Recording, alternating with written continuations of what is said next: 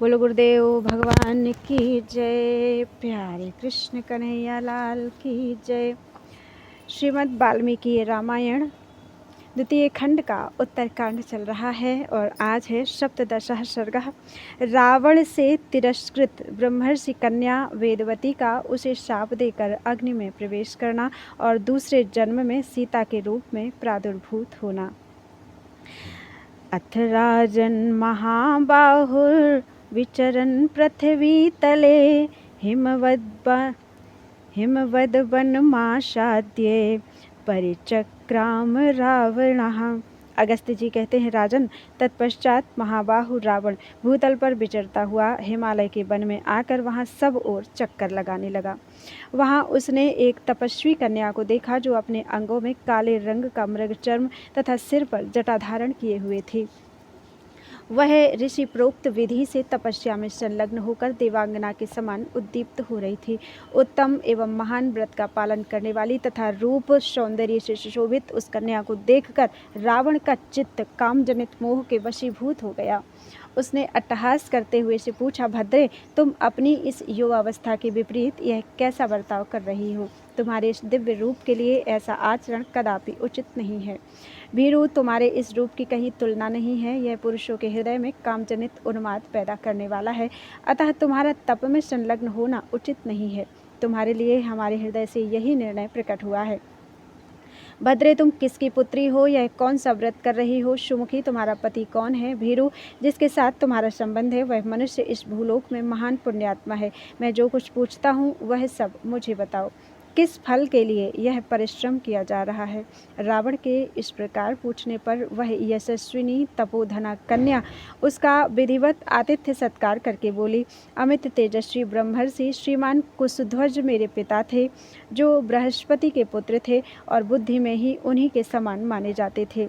प्रतिदिन वेदाभ्यास करने वाले उन महात्मा पिता से वांगमयी कन्या के रूप में मेरा प्रादुर्भाव हुआ था। मेरा नाम वेदवती है। जब मैं बड़ी हुई तब देवता, गंधर्व, यक्ष, राक्षस और नाग भी पिताजी के पास जा जाकर उनसे मुझे मांगने लगे। महाबाहु राक्षसेश्वर पिताजी ने उनके हाथ में मुझे नहीं सौंपा। इसका क्या कारण था मैं बता रही हूँ, सुनिए। पिताजी की इच्छा थी कि तीनों लोकों के स्वामी देवेश्वर भगवान विष्णु मेरे दामाद हों, इसीलिए वे दूसरे किसी के हाथ में मुझे नहीं देना चाहते थे। उनके इस अभिप्राय को सुनकर बलाभिमानी दैत्यराज शंभु उन पर कुपित हो उठा और उस पापी ने रात में सोते समय मेरे पिताजी की हत्या कर डाली। इससे मेरी महाभागा माता को बड़ा दुख हुआ और वे पिताजी के शव को हृदय से लगाकर चिता की अग्नि में प्रविष्ट हो गई। तब से मैंने प्रतिज्ञा कर ली है कि भगवान नारायण के प्रति पिताजी का जो मनोरथ था उसे मैं सफल करूंगी। इसलिए मैं उन्हीं को अपने हृदय मंदिर में धारण करती हूँ। यही प्रतिज्ञा करके मैं महान तप कर रही हूँ।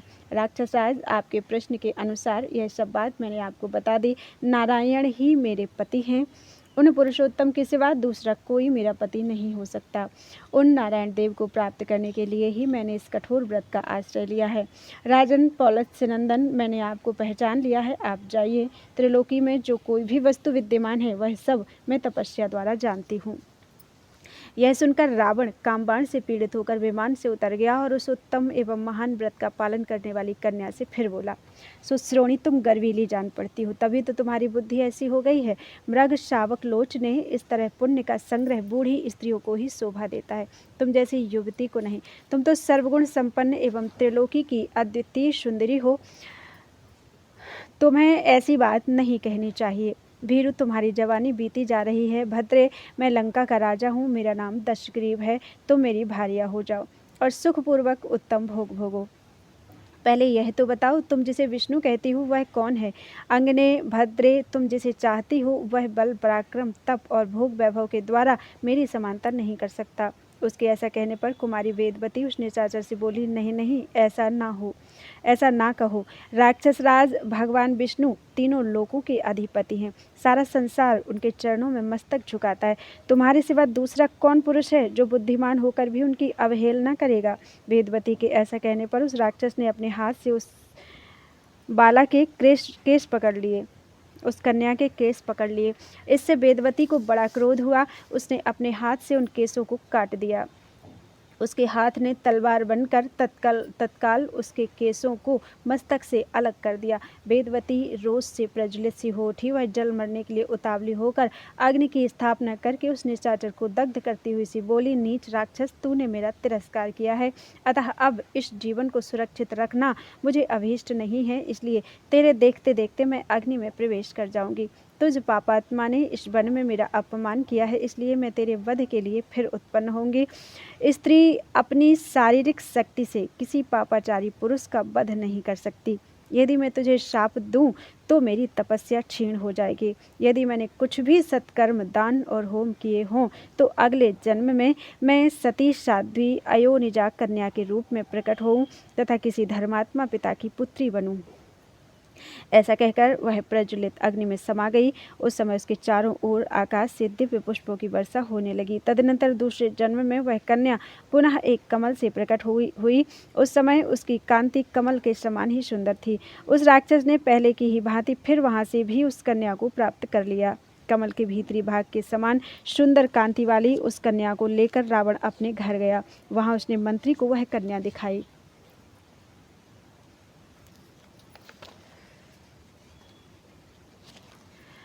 मंत्री बालक बालिकाओं के लक्षणों को जानने वाला था। उसने उसे अच्छी तरह देखकर रावण से कहा, राजन, यह सुंदरी कन्या यदि घर में रही तो आपके वध का ही कारण होगी, ऐसा लक्षण देखा जाता है। श्री राम यह सुनकर रावण ने उसे समुद्र में फेंक दिया। तत्पश्चात वह भूमि को प्राप्त होकर राजा जनक के यज्ञ मंडप के मध्यवर्ती भूभाग में जा पहुंची। वहां राजा के हल्के मुखभाग से उस भूभाग के जोते जाने पर वह सती साध्वी कन्या फिर प्रकट हो गई। प्रभु, वही यह वेदवती महाराज जनक की पुत्री के रूप में प्रादुर्भूत होकर आपकी पत्नी हुई है। महाबाहो, आप ही सनातन विष्णु हैं।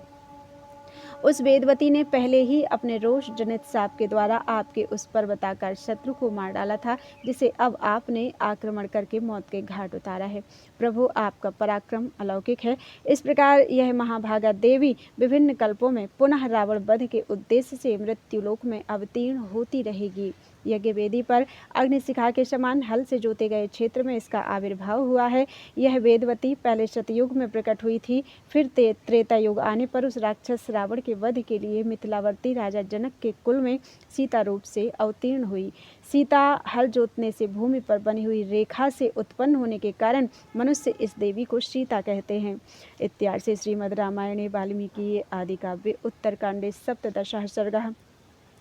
इस प्रकार श्री वाल्मीकि निर्मित आर्ष रामायण आदि काव्य के उत्तरकांड में 17वां सर्ग पूरा हुआ। बोलो वृंदावन बिहारी लाल की जय।